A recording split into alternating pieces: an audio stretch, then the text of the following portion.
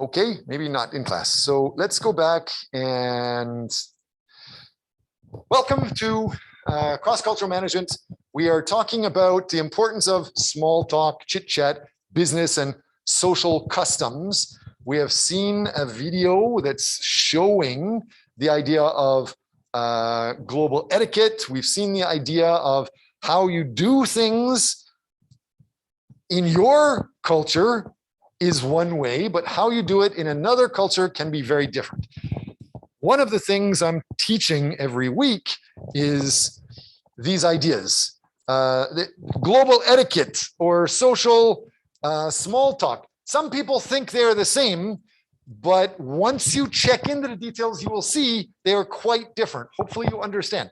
Ask questions if they're not clear to you. It's best if you review these before class and ask questions for next semester and going forward since we're almost finished. So this is the idea of one student's group is supposed to be talking this week, but so far they're not talking. Who owns this group? And why aren't you talking?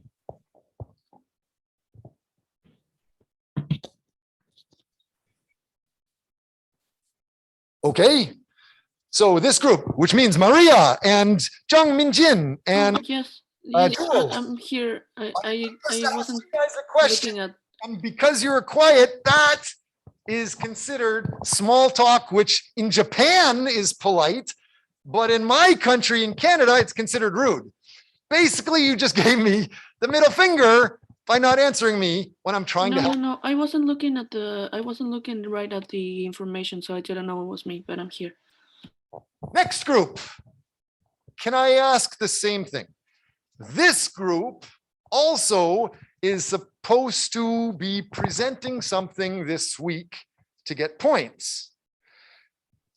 Yeah, sir, we are ready to present, and we were just waiting you to give us opportunity to start with. Okay, wait, I think you're part of the other group. I don't think you're part of this group right now, right? Yeah, this group. You're part of this group? Yeah. Oh, okay, which file is yours? I mean, they're all of our files. I just happened to start most of them. Sure, which one would you like me to open to help you guys present? It should be the one that says business and social customs. Yeah, that's it. Sorry, Solman Kim, I didn't see your files here. I saw the folder at the top. Me bad, I'm sorry. You're right. I should give you an extra bonus point for me being rude. Thank you very much. Would you guys like to take over the class and talk about that whole idea of what we're talking about here? The idea of the importance of small talk, chit chat, business and social customs. You guys have the floor, whatever you'd like to say. Do you guys want to show it on your screen or is this okay? I would like to show it on my screen, if that's okay. Feel free, you're able to show it anytime.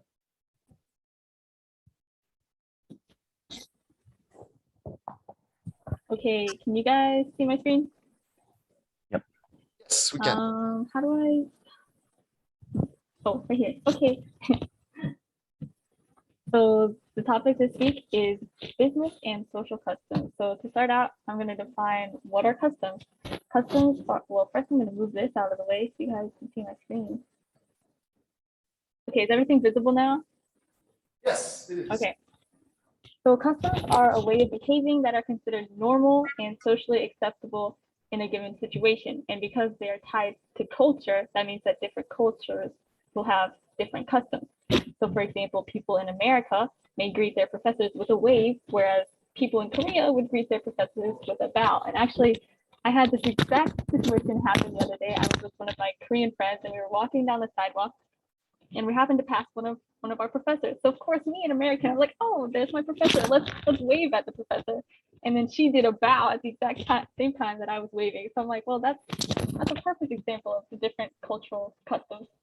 And then another example is that the number 13 is unlucky in America, whereas the number 4 is unlucky in Korea. And since my group has, we have 4 different members, all from different cultures, we decided to give some examples about different business and social customs in each of our home countries. So the first one is business and social customs in America.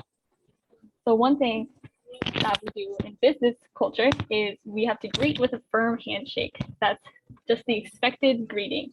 And also American business attire for women, it's typically like a nice blouse, a blazer, and maybe a pencil skirt. But also these days, even women wearing like suits is acceptable for business attire. And for men, it's either nice suits or a blazer and slacks.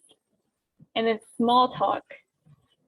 Business meetings or just business custom in general always has small talk. Personally, I hate small talk. It's always awkward and meaningless, but Americans love it for some reason. It's just small talk. It helps like clear the mood, I guess. It makes everyone comfortable. So small talk will be like, oh, how's the weather? Or how was your weekend? Or maybe just cracking some small jokes and whatnot. And then business meetings are typically held in offices away from other people. So like not where everyone can be listening in on what's going down, or not where somewhere where background noise can interfere with the meeting. It's held in a secluded place. And yes means yes, no means no. So what I mean by this is that Americans, if they like what's going on, they'll tell you that they like it and it means that they like it. But if they don't, they will tell you that they don't like something. So yes means yes and no means no. And also keep space between people. Americans, like we like our space. So don't be like all like in each other's like personal space, I guess. And especially like women versus men relationships, like in business customs, there's not a lot of like touching or whatever. Like guys might like pat each other on the back or whatnot, but that's not as common between men and women. And unless told otherwise, call people by their last name, including Mr. or Mrs./Mrs. So Mrs. is for married women, Miss is for unmarried women, and Mr. is for all men. And there's some other social customs. Don't speak with your mouth full. That's just a common custom in America. It's considered to be rude to speak with your mouth full. And don't put your elbows on the table while eating as well. That custom is kind of it's not as strict these days, but they're, especially like the older generation, they find it rude to put your elbows on the table while you're eating. And then some superstitions in America. Can you open the screen to show your slides? You're showing the attendance participant video. Maybe, yes, shrink the attendance image so we can just see the PPT. No, the PPT is fine. It's just showing the attendance, like it shows the video. Is this the thing you're talking about? No, is that not on? I mean, I don't see the attendance thing. I don't see attendance either. Oh, sorry, me bad. Second time, it was the professor's computer. My bad. Okay. Please go ahead, Gwen. So some American superstitions that I could think of that are like in American social customs is the idea of knock on wood. I actually use this very often. So it's a way to not jinx yourself. Like, for example, I say, man, I'm so good at this class. I'm going to ace the final, knock on wood. Because if I don't knock on wood, then I'm afraid that I'm actually going to fail the final. So it's just a way to not jinx yourself. And then the second one is fingers crossed. So that's like a good luck sign. It's like, oh, I'm excited. Maybe I went for an interview and they're gonna call me back, fingers crossed. It's like hoping for good luck. So that's another little superstition there. And then in America, the unlucky numbers are 13 and 666, because 666 is seen as like the devil's number. So does anybody have any questions or comments or like anything that they don't understand about these American business and social customs before we move on to the next culture? Okay, moving on. Okay. In China, that's when meeting someone for the first time, we often shake hands instead of embracing. And when introducing someone, a full professional title is generally used. Also, we don't use weapons to sign since it is a symbol that you are gonna break up the relationship with the other. And after entering the house, guests should wait for the host to arrange and guide them to sit down. And when the latter guests arrive, the first guest should stand up and wait for the instruction. Business cards should be placed in your bag or close pockets as a sign of respect, not in the trouser pocket. As to the social customs, sometimes we are not giving the clock, umbrella, or cup as presents to others, since their pronunciations are similar to those of something which are very bad. Never send flowers in even numbers, as it is widely believed that a double bouquet is not a good sign. And also, Chinese people don't like black because we consider it as a funeral color. And when eating with many people, it's not supposed to knock on the bowl with your chopsticks because it gives a feeling that you are begging for food. Besides, there is sometimes a pair of serving chopsticks, especially used for picking up food when many people gather around a table to eat in the formal situation, because it feels cleaner and more polite. So, is there any question or you don't understand about what I mentioned? Explain more details to the class and participants about the symbolism of clock, umbrella, and cups. The clock in Chinese we say 钟. So the meaning of it is similar to the pronunciation of it is similar to the die. That means you send someone to die. So it's a not good sign. And also the umbrella and the cup also the same. The umbrella in Chinese we say the 雨伞, so it is similar, the meaning of the 伞, that means separate. So you are not supposed to send the umbrella to your friends. Yeah. So that is. Is there anything else? If not, next person. And here's some business and social custom in Vietnam.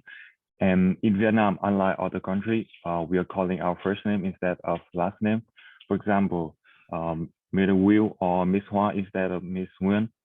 And in Vietnam, small talk about private life are considered normal. Like, for example, you asking your coworker about his or her family, about his children or family, how is their work. And punctuality is also very important. And networking in Vietnam is also key to success. And in Vietnam, sometimes a yes doesn't mean a yes. Sometimes it can be a yes, can be a yeah. It's more, and no is sometimes is not a no. It's like about 70 to 80%. Next one, please. And in Vietnam, contract more or less are signed while people go for a drink. And meeting coworker in coffee shop is very popular. And in Vietnam,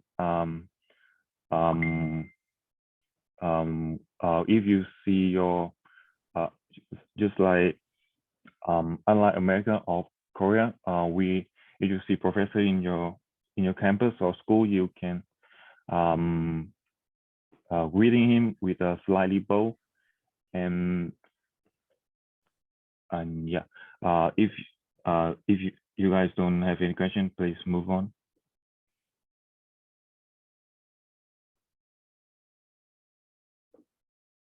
So I think most of you saw, most of you are in Korea and saw the examples that I'm going to talk now. Handshake is not mandatory when you meet someone, unless the person is trying to do handshake with you. Like, I do not recommend to do handshake. And also, when you meet someone, bend upper body when greeting a person who is older or in higher position. I think you guys heard what Gwen shared earlier. She waved her hand to professor, but the other Korean student bow down. And also speak clearly with normal speed and tone if you speak too fast, the person might not understand, and if you speak too slow, the person might think that maybe the person who he or she is talking to think that I have a hearing problem or something. So speak in normal speed. And also when you give something to, when you hand over something to the other person, try to give with two hands. That shows kind of you respect them. And also, which means showing respect is really essential in Korea. And do not contact coworker who is higher than you after work, unless it's really urgent and it's really like very important. And private talk not recommended during business meeting unless you are really close with the person and you share like some kind of common interest with the person. And also when providing materials to different like many people, person who is in higher position or older gets first, and then you give the rest to the other people. And person in lower position or youngest should act before they were asked to do something. It's kind of hard to say, but there's a hierarchy in South Korea. Like age is really important and position is really important. So they expect you to act before they ask you to do something. And lastly, when refusing something, speak clearly, like give them that you don't like this or you like that. Say yes for yes and no to no, because if you do not speak clearly, then the person might not understand, and maybe which will cause misunderstanding and different result than you expected. So if there is any question or comment about South Korean customs. I have a opinion that I think handshake is not mandatory, but handshake can be mandatory when the upper person or the, how do I say it, some higher ranks, when they ask you to ask for a handshake. I think that's perfect. I think, yeah, that's right. Yeah, so the handshake should be with two hands or so. Yeah. If you do handshake with the person who is higher than you, like trying to give them both hands. Yes. Like hold one hand together and then use the other hand to wrap up the united hand. Yes, that's my comment. Can I ask one question? Yeah. What may happen if someone contacts with coworker who is in higher position after work?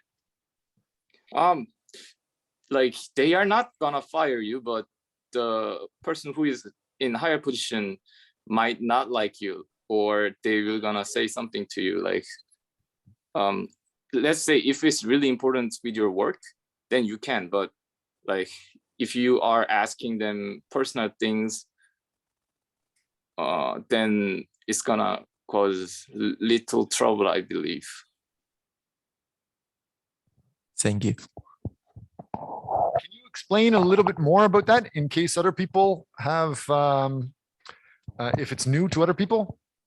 Let's say currently I am working in logistic company, and after work, let's say I contact my boss, asking what he is doing. Then I think it's really nonsense, because I only see him at work and I work with him, and after work I come back to home and he goes to his place. Then we do not really share like common daily life, and we do not spend time together after work. So asking him something related with work is, I think, is reasonable, but asking him something personal or asking him something not related with work after working time is not, it's not acceptable. Yeah. Does it make sense that this is part of the hierarchical structure again, and you are supposed to communicate openly about anything, but only to people in your level of the hierarchy? And so you're not supposed to cross your level of the hierarchy, especially to people that are a much higher level of the hierarchy. I think it's not really. I think it's reasonable to say it's mixture of hierarchy system and also personal space. Yeah, it's a mixture of those two. So I cannot really say it's because of hierarchy. Not really. Hierarchy is not the only reason, but also a sense of personal space and personal time. If you think about that, then it's mixture of those. Example, if you're working in one department as a new university graduate, and somebody even in a different department that you went to university with is in a different department, the same age, you can talk to that other person. You can get inside their personal space. So it changes depending on the hierarchy, doesn't it? So you're allowed to do it with people that are at the same age, but not allowed to do it with people outside your age. Is that also related to it? Let's say if you contact with the example you just gave, if I contact a person who is in same age but higher position, if purpose me contacting him is trying to get close with him and like try to be a friend, then I think it's reasonable. But how do I say? You have to be careful. Fun, isn't it? Learning about all of these different cultures, even though it's our own culture, it's a challenge. Yeah, it's really hard to explain. Like, I'm not saying you shouldn't do that, but I do not recommend. Yeah. Okay, go ahead, please continue. Hopefully we can hear from other members of the class. Hopefully you are giving a message, but have you checked number 2? Have you checked the intention is understood? Then I will use the other way. Maybe, is there anything you guys experience in Korea want to share about like this type of things? Can I ask? Well, it's your time, sir. Enjoy. What would happen if you can give something to other with 2 hands? Like, for example, when your other hand is holding something, or you can use it. If you are holding other thing in your, let's say left hand is holding something and then you are handing out using right hand, then it's acceptable because you cannot use your left hand at the moment. But if your left hand is when your one hand is free, and then when you give some material to the person with using only one hand, then it kind of gives them like, oh, this person is how do I say, being rude to me. Yeah, it can give them that kind of sense. So I hope that answers your question. Okay, yeah, thank you.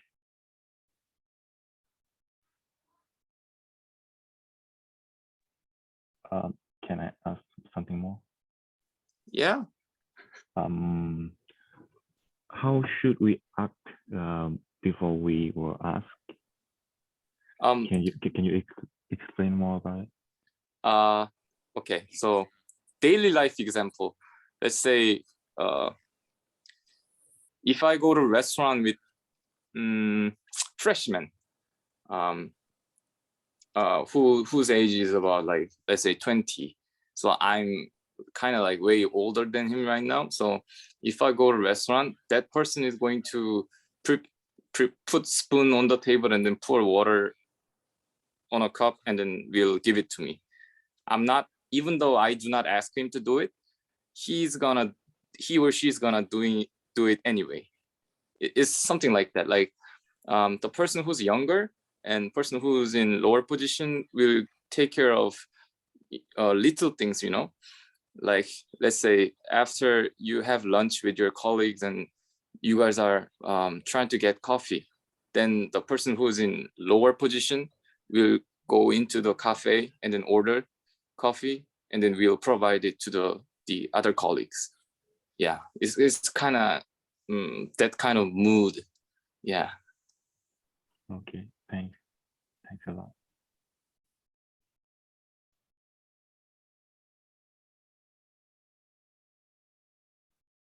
Anything else, or maybe other, if you guys have questions to China, Vietnam, United States, we have covered 4 different cultures.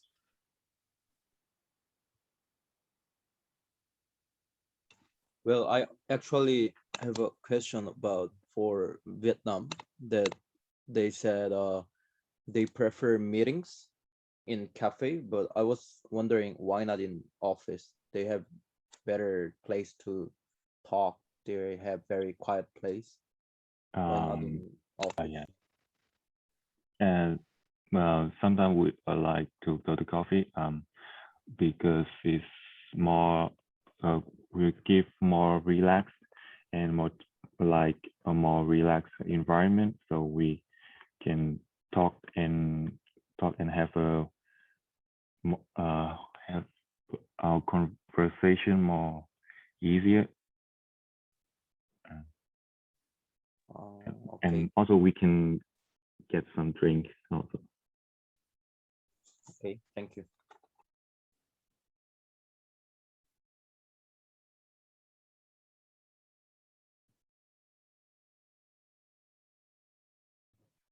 All right, if nobody else has any questions. So obviously this isn't every business and social custom from the United States, China, Vietnam, and South Korea, but we hope that the ones that we did share will, help you guys to first of all realize that there are differences between different cultures, business, and social customs, but also to inform you on some of the differences that there are. And that's it. I have a question. Go ahead. So like, since you guys talked about all these 4 countries, how would you say it's different from each other? Like, how are you different from each other, all these customs? In my country, Yeah, like, would you say it's like a lot of difference, or just like a little bit, or something like that? I think there's a lot of differences. We have differences, and we also have things in similar.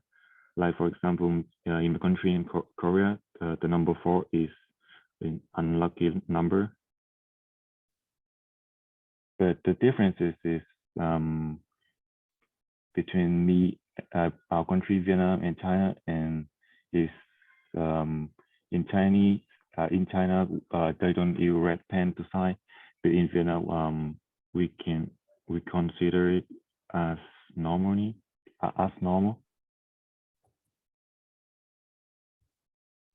On top of Thank you.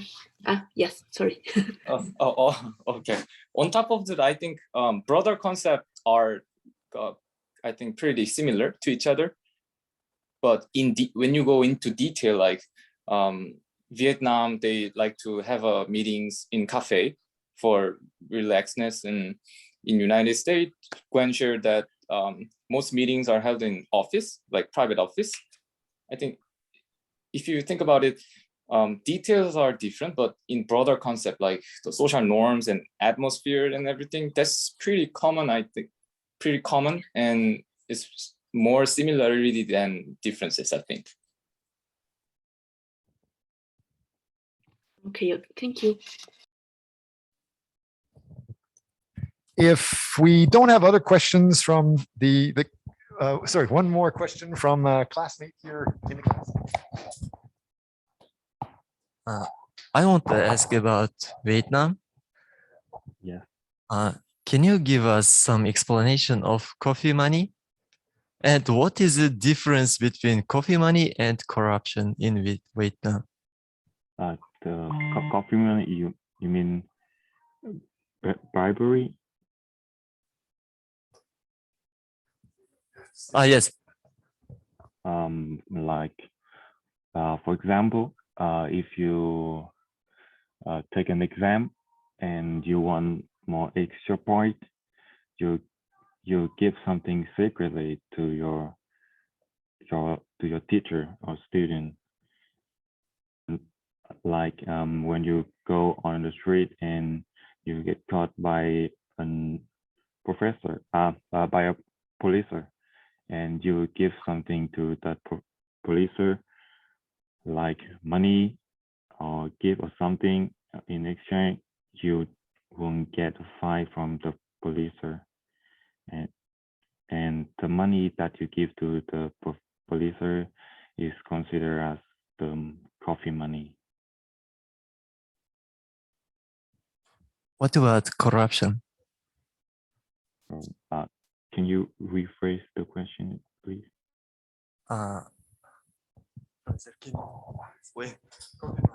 So his question is talking about cultural differences. For example, in USA, in Canada, there's supposed to be clear, this is yes, this is good, this is bad, this is no.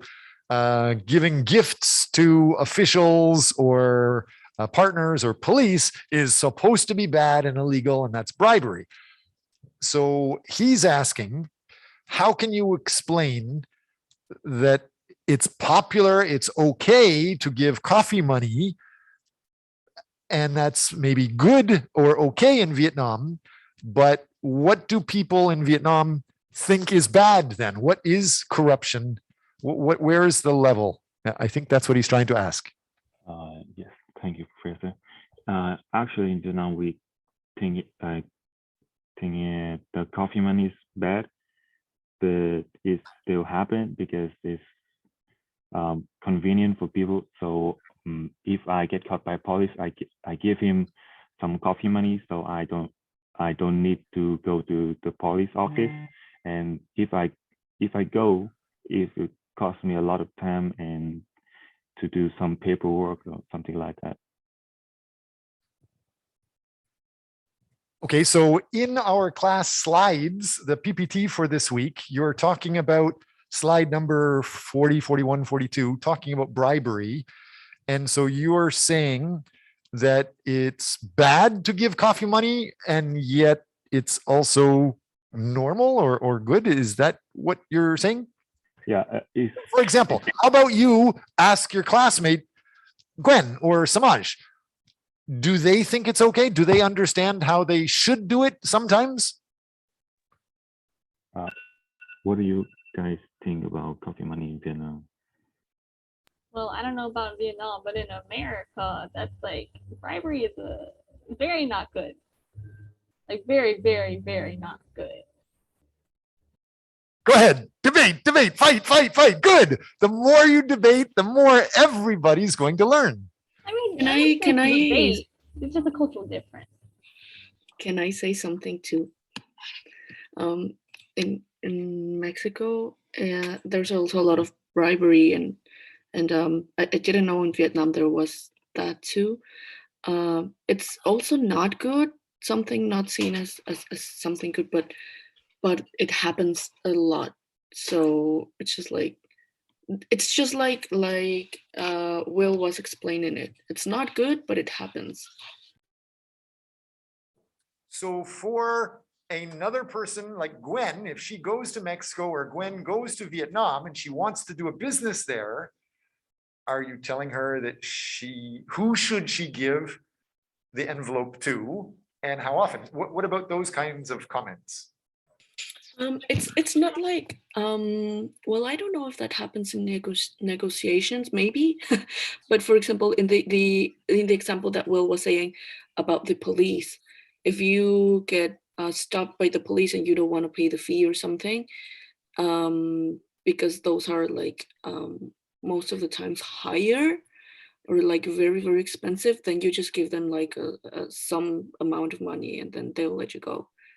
So that's the example that Will was using that I relate to because that happens also in Mexico, but I don't know if in negotiation, how do you say that? Negotiations, that happens too. Good. We're starting to get into it. Come on, Gwen, I know that you have strong feelings, and Wilwin, you probably have strong feelings too. How would Wilwin tell Gwen how to survive professionally in Vietnam?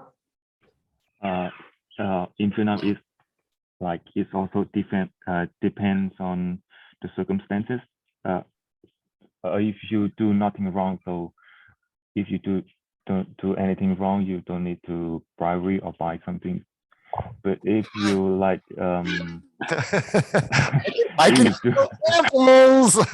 if you do something wrong, you might need to bribery, buy something or give some money, like coffee money to the police or something in the government, so you don't get punished.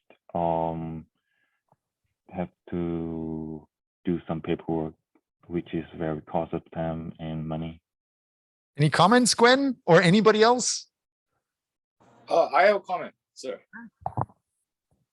I think when providing something to make something illegal to legal, then it can be called bribery. But if you are like maybe in businesses, you provide something to make yourself or your company look good, then it can be said lobbying. And I think like the two has to be distinct. I didn't hear what you said. Longing to Lobbying. Oh, lobbying. Yeah. We're using the American lobbying, right? Okay. Any comments? Samaj, you're American. You want to debate this? Gwen, come on. You want to debate more ideas? Sure. Can we repeat it one more time so I can make sure I'm understanding what we're talking about? Well, I said bribery. In my understanding, bribery is making something legal. Making something legal by providing some materialistic stuff, which is make something legal, which is illegal It's by got law. officers saying their type of action is they didn't think of coffee money, they thought of lobbying. It's the same thing, isn't it? No. I mean, coffee money is bribery, but in businesses that happens, I think, many times, but it's called lobbying. And I think the two has to be distincted. That's what I was saying so much. Will win. Any comments? Or Maria, any comments from the Mexican view? Come on. I don't know. It's just that it's not something viewed as, oh, this is good what you're doing, but it's just like it happens way too much, way too much. I mean, it shouldn't be that way, but it does, at least in Mexico. Will win. How about I own companies in Vietnam, and police officers usually do not come and inspect me or tell me I have to go for this inspection, because during TET, I give coffee money to certain people. However, when those people retire and move and a new person comes in, immediately, like the next day, I'm going to have police officers in my business saying this document might be old or I have to go for something. It's not illegal, but I'll get a lot of surveys, a lot of audits, unless I give this coffee money. Gwen, what is your comment on that? I mean, personally, that just kind of rubs me wrong because I'm from America and we don't like bribery. To be clear, I'm talking about businesses in Vietnam, not in Vietnam. Yeah, but it's hard to not think from an American point of view. I'm trying, but it's hard. Will win. Any comments? Is it bad? Am I a bad person? And just so you have to give money to the next person. Even it's bad, but it happens every day. And the government are trying to stop it. They put a lot of people in jails for bribery. And it also happened in my case when I moved to Korea. Like the Korea Center pay some money or give something exchange to the gaming university. So the Kim University get some students and they give the Korea Center in Vietnam some money or something in exchange. Right. So our school is giving coffee money. Interesting. That is the secret in our class. It's just a secret on YouTube now. This is all hypothetical. It's not happening in reality, right? So the idea is each person is raised with somebody telling you this is right, this is wrong. But because you see that every day of your life, for many years, it's normal to you there. And you're always taught the other way is bad. But you forget you do not cross the border every day, especially into a place that has a very distinctly different culture. Only after you experience the other culture significantly can you appreciate the other views. So whatever you're thinking, your message is understood to you. Maybe when you're talking, the other people might understand it, the words, but they might not understand the meaning. So you have to check, why does it mean something different to the other person? Again, we're back to that intention. Is the intention of giving coffee money bad? No. Is the intention to help somebody? No. Usually people with this coffee money are not doing illegal things. They're just trying to help the process in some sense. It's just when you only accept my way is good, that's when you actually become like Donald Trump, or I'm sorry to say, maybe Adolf Hitler. Your way is good, the other way must die. Try to find out what are the good things in the other ways of doing things. Thank you for this comment. Do you guys want to say anything else or quiz anybody else related to this? We do have another group that should be sharing things. If there isn't comments from that, I would like us to try to tie everything we just said to our weekly slides. For example, we have talked quite a bit about slide number 40, 41, 42, and the idea of slides 15 and 16 today are talking about humor. One thing that you haven't talked about is how is humor okay in USA different than Australia, different than other cultures? For example, usually Canadians understand Americans' humor. And it will be a joke, it could be a picture. Usually it is often sarcastic. Sometimes it has a double meaning, but it's not usually directly hurtful. However, in Australia, which is supposed to have the same culture, similar culture, in Australia, they often say things with barbs. What does it mean? Does anybody understand when you say something with a barbed intention? Do you understand that? Like say something that can be hurtful. Yes. So they actually will insult somebody else, but it is part of a joke. People usually locally know it's a joke, so it's okay, even though almost everybody involved and outsiders will see it's hurtful. But that's considered good. It's considered funny. However, in other cultures, usually you cannot do it. Sometimes it can be illegal. Some research I actually saw recently says Koreans, no matter what the joke and where in the world they're doing a business meeting and somebody tries to say a joke, the researcher of this article said Koreans will laugh at all jokes. Any comments from anybody about jokes and how it works with other cultures? Can I comment something? Because you said Koreans laugh at all jokes. Maybe that could be because people here tend to be more polite. They don't want to be rude to someone else, so they just laugh at the joke, even though they might not find it funny.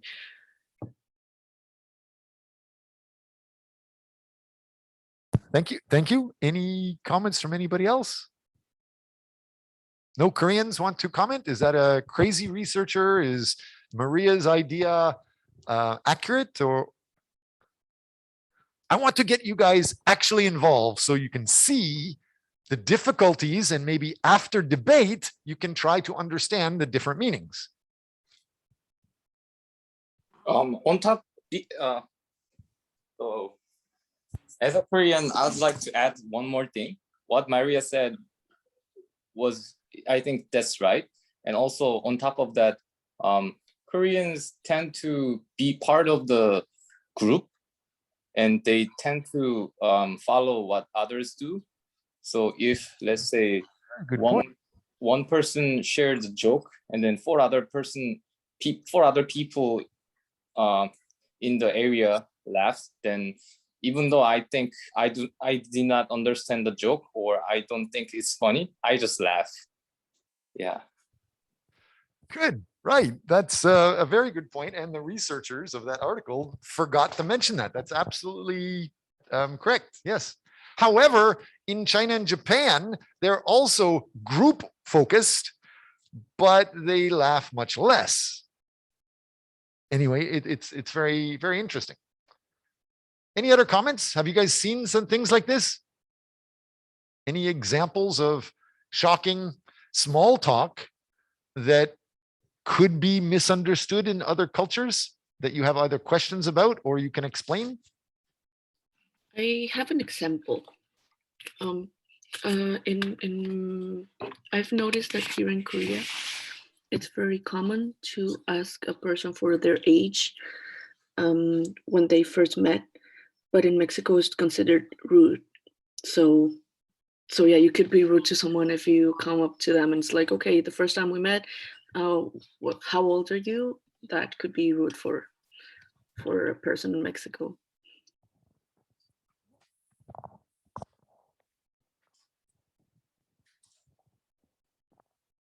If nobody else is going to be presenting or asking questions, I want to remind people, last class you separated into groups. The people that were in group 5, can you guys explain a little bit more about our slides on bribery? That's one of the things we were just talking about.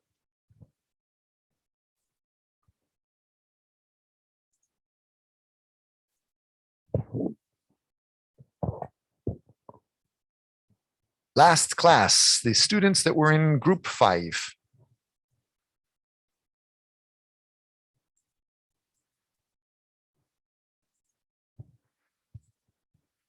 So the whole last class, we were talking about business, social, cultural details.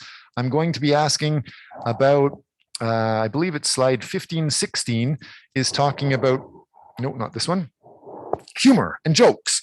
So group 1 might be able to talk a little bit about that, but first, the clear idea in slide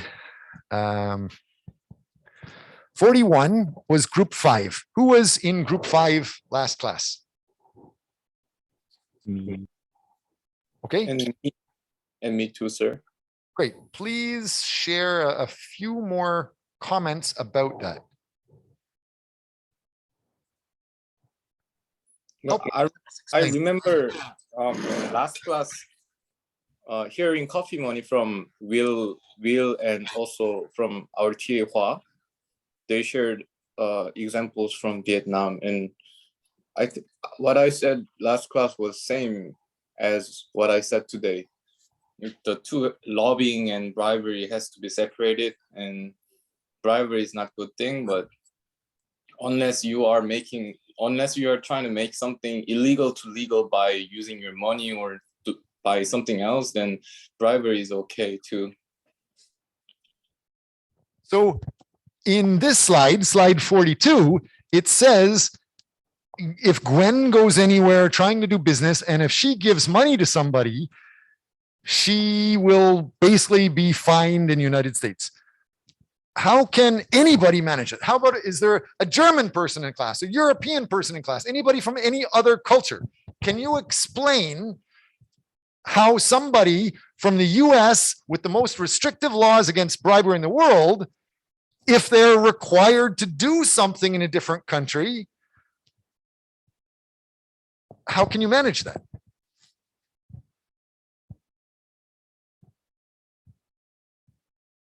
Gwen, Samaj, did you have any comments? Do you have ideas on how to manage that? Actually, I've never really thought about it on Well- what I would do, since it's not really something that I really do back in the States. So I wouldn't really know how to handle that. What about Rosie? Rosie Elwood, are you here today? She's feeling not very well, so I think I can answer that for her. Great. The idea of bribery is in Vietnam, especially coffee money. I think that people living in Vietnam, they see giving coffee money to police to get what they want is normal and there's nothing, it's not a big deal. For example, if you get caught by the police for speeding, you can give them a small amount of money and you say something like, here, go get a coffee or something, and you can get away without being charged. And I think it's really depend on your point of view. If you think it's normal and it's convenient for your business, then you can maybe sometimes bribe the police, but be very careful because you may get caught. So for example, if Gwen and Samaj, I believe they're both Americans, if they go to Vietnam and they're opening some consulting company and it starts to become quite popular, they have legally set up a business, but then they realize that there's many other businesses around them that are not getting audited every month or every week.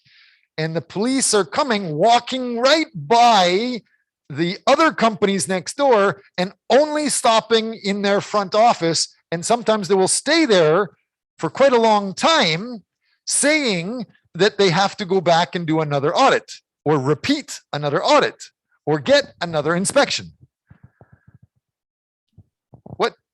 How can anyone from the other culture that considers it bad deal with it? Any ideas from anyone in class?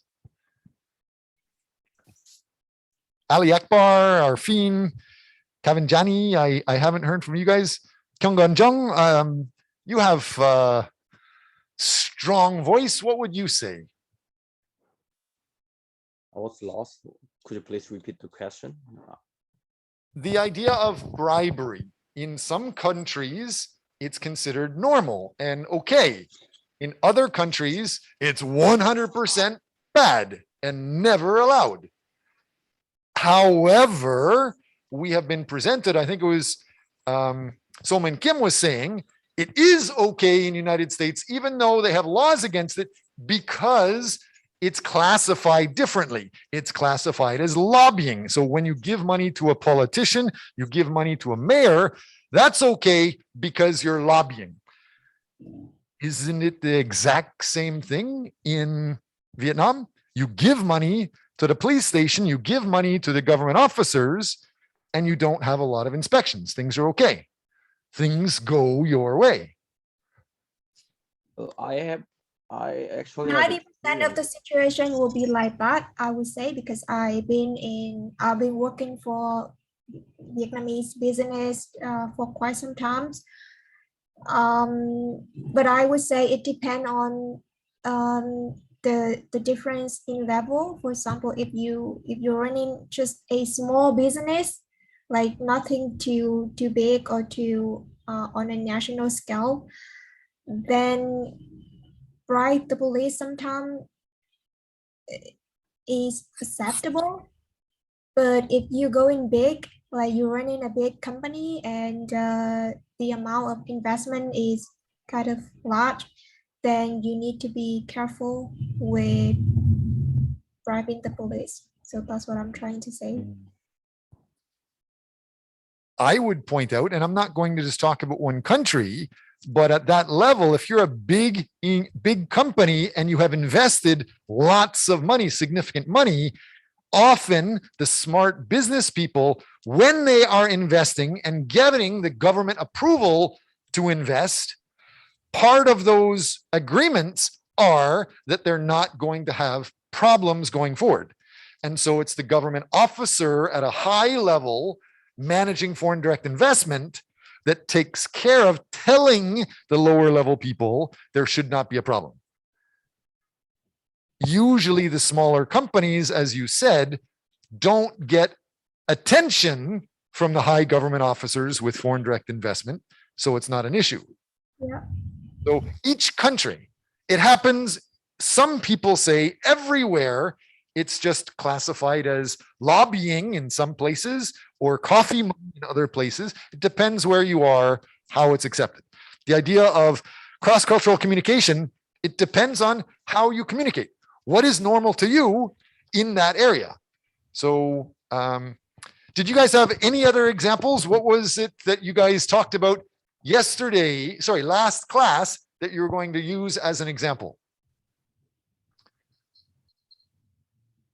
I'm from Uzbekistan, and in our country, bribery is common and it happens a lot. However, it's like, even if it's like prohibited by the law, but for the convenience, people do bribery in order to like easily get some documents or this kind of things happen.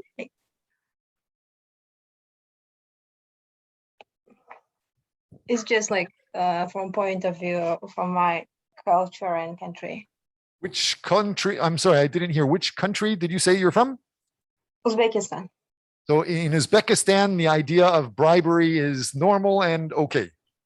Even if it's prohibited by the law, but it happens. Okay. Can I comment on that, please? So yeah, we are from the same country, and bribery is actually way too popular amongst like actually everywhere. And in Uzbekistan, actually, the bribery is like in a really high rate in all types of things, starting from the small thing like bribing the police for stopping you. And it was like really big issue up until now. And everyone was talking, oh, bribery is bad, and people were still doing it, even though they are saying it's bad. So they put like the video cameras that will record everything and send it officially to the police offices. And now they're saying we stopped bribery, but bigger, like, you know, much bigger briberies are going on with between politicians, like in order to get like bigger seat in politics. They are still doing the bribery, but it's not shown in news feed or on the news, just to make sure that like Uzbekistan is showing a good face. But people know it's bad, but they're still doing it. And people now accept it as something common, but they still know it's bad. So it's something like that. We don't really have an answer on how to teach somebody from a different culture how to understand. Many things we don't understand. Each week we have gone through and we've taught something different. Maybe at a new level, people don't understand this. So group 5, you guys were focused on bribery, but last class I also told you to go 5 sessions back, and we were actually talking about this language, y'all. Do you guys have a comment about what was the most interesting thing you learned or you thought was educational from that week?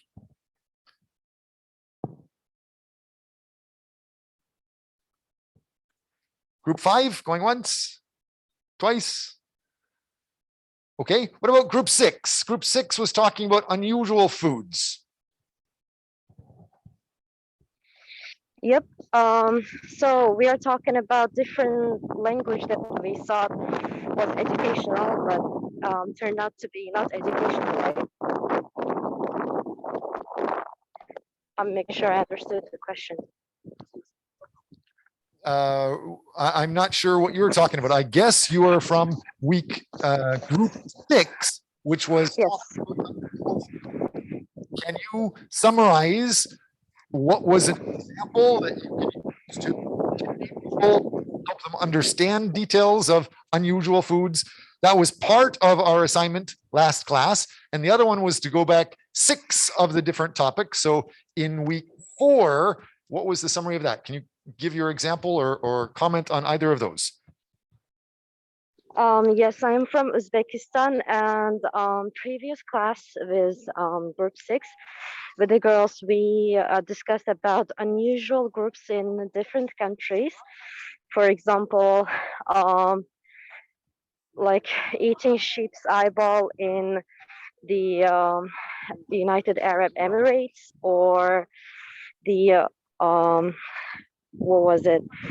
The dog's meat in South Korea. And for me, it was quite odd to find out those details, as I also shared some of those experiences, or even if it's not me, I have some friends that live in those places that never mentioned that. So for me, I found it quite odd because I've never heard of it before.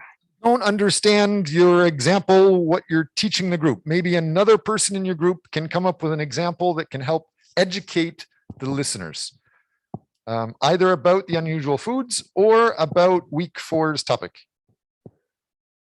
Many people have not experienced this. Most people have not traveled to other cultures. The whole point is to try to get people to see examples so they understand how to manage when they do get in that situation. No? For 6 weeks ago, we were talking about culture shock. How can they deal with culture shock? Did you guys come up with any examples about that?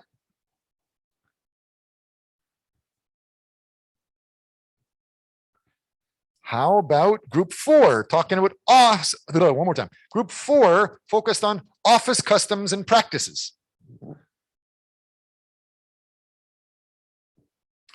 Trying to give points to the people to share common details related to that. Again, this week we had we have what, 3 classes left. I think that's what it is. Please make sure you're participating. Post your details online. I have posted here that today at 2 o'clock, right after our class, there's going to be a presentation from the executives of LinkedIn, because some of our class participants were saying they wanted help to learn how to use LinkedIn. So LinkedIn executives, they've made a presentation for you. The sign-in details are right here. Please make sure not only you sign in and listen to these wherever you are, it's online, but also share your posts, share your files so that you can get comments for those. Any questions? Hua, did you have anything else to say? I want to remind students about the extra class next week, but I think most of the students already left. Please comment. We have several people still here. Yes, so sorry. What day is the class? Is the extra class? Friday at 6 o'clock, is that right? Yes, it's Friday 6 o'clock, and it's a extra class for the student who missed many assignment and have a very low grade at the moment. So I already sent you the Zoom invitation link. Just click on the link and join the next Friday 6 p.m. if you want to make up for your assignments. Everyone is able to join this. This is an extra optional class just to help you guys share your information because you guys are new to this, because you have found it difficult to share your information and get points so far. We're giving you an extra opportunity to share details and get marks. Thank you, folks. Have a good day. Professor, can I talk to you for a bit? Thank Thank you, you. Professor.